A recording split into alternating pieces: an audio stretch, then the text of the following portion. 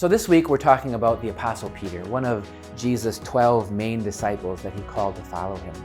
And we are following right along on his roller coaster journey, up and down, twists and turns, high and low moments of faith.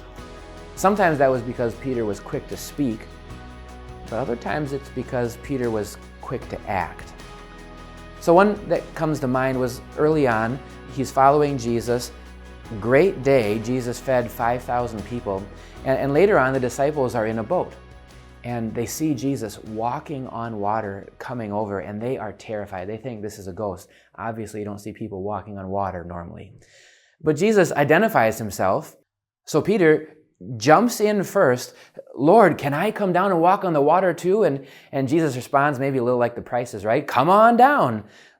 Peter, quick to action, steps out of the boat and steps on the water and is actually walking on the water like Jesus until he sees the wind picking up, which of course would make the waves pick up, and takes his focus off of Jesus and what he said, and he starts to sink. And that's when Jesus says to him, "Oh, you of little faith, why did you doubt?" So think about this day, quite the roller coaster. High moment, awesome moment. You're watching Jesus feed over 5,000 people with a few loaves of bread and fish. Awesome. Then you're in a boat. You think Jesus is a ghost and you are terrified, right? Low moment. Then you say, I want to walk on water too. And you actually do. Awesome moment, confidence. And maybe within a few seconds, nosedive on the roller coaster, doubting Jesus, sinking in the water. I get this. This is what my life and my faith journey is like. Up and down you go. High moments, good moments, bad moments. And unfortunately, this was by no means the worst part or the lowest moment for Peter's life. Soon enough, it was time for Jesus to make that final journey to Jerusalem. And he was telling his disciples more and more what was going to come, that he was going to suffer and die. And so Peter and the others were struggling as they watched Jesus ride into Jerusalem on a donkey on this day that we call Palm Sunday. They struggled to make something of this. And then all week, as Jesus was giving some really specific and tough teachings, they were struggling to understand what this all means. And then in the upper room, on the day we call Maundy Thursday, at the Last Supper, Jesus is washing their feet, and Peter doesn't get it. Oh, Lord, no, you shouldn't wash my feet. And Jesus says, no, you don't get it. You see, I didn't come to be served, but to serve and to give my life as a ransom for many, to die for people. And again, Peter blurts out, speaks without thinking, no, Lord, I will lay down my life for you. In other words, I'm going to protect you no matter what. Peter, don't you get what's going on here? And secondly, Jesus says, I tell you the truth, Peter, actually tonight, early this morning, before the rooster crows on Friday, you're going to deny me, disown me 3 times.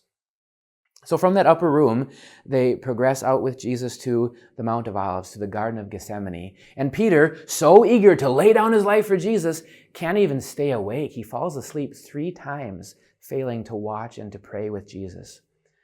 That is until the guards and the officials come to arrest him. And Peter's awake now, and he's seeing what's going on, and quick to act, he draws out his sword and he slices off the ear of this guy named Malchus, one of the servants of the high priest. Again, Jesus says, what are you thinking? Don't you get what's going on here? He heals the ear of Malchus. Put your sword away, Peter. Well, as Jesus is led away, Peter still wants to do something. He wants to be a part of this. He wants to see what's going on. So he follows to the courtyard of the high priest.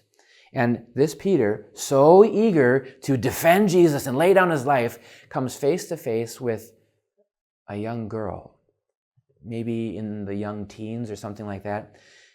And apparently the moment was so high-pressured, so filled with anxiety, so filled with fear that maybe he would get arrested too, that he denies knowing Jesus, not once, not twice, 3 times.